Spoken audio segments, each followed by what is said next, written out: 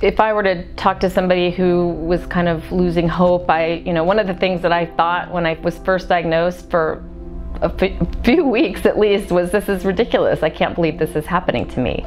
But I knew I had to live my life at the same time. I knew I had to take care of my kids. I knew I needed to keep my job. I just kept it moving as best I could. It's honestly, for me, it was a blip in my life looking back. I don't know if it was because I was, sleeping during a lot of it, or just, on medication that I just don't remember the bad parts, but it'll pass. I mean, a lot of people survive, and it'll just be a blip in your memory.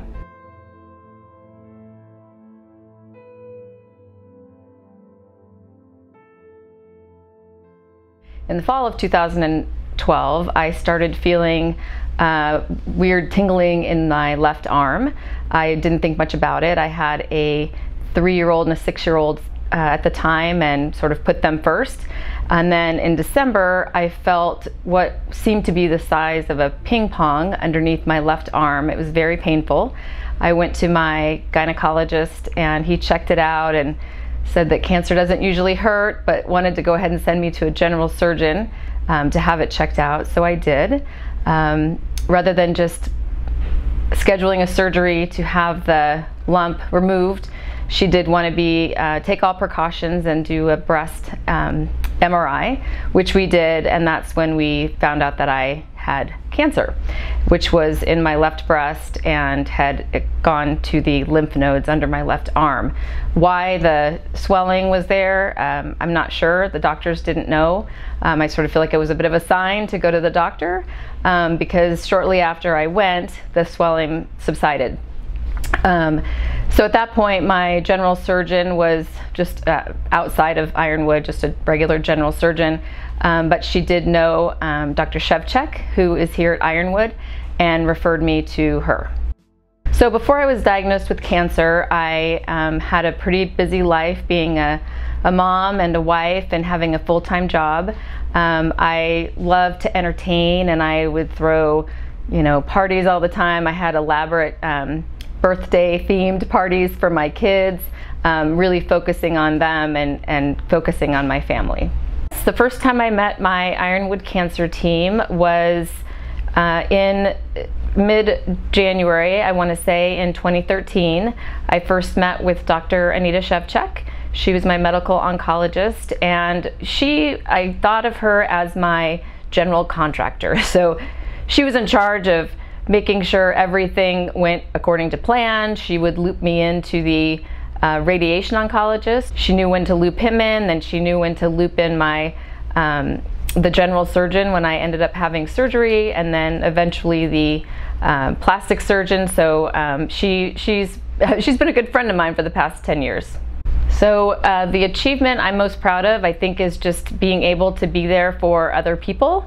I was stage 3, so it was fairly progressed into my lymph nodes. I had, I want to say 13 of the 17 lymph nodes that were taken out were cancerous. I had lymph nodes still on my chest wall that they left in, and they told me the radiation would zap those, which it did. And I just feel like it was a big accomplishment in my life, especially having 2 young children. And kind of everything I went through from that, it was a lot.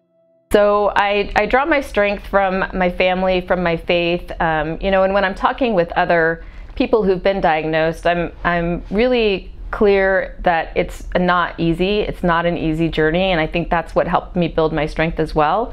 Everyone is very different.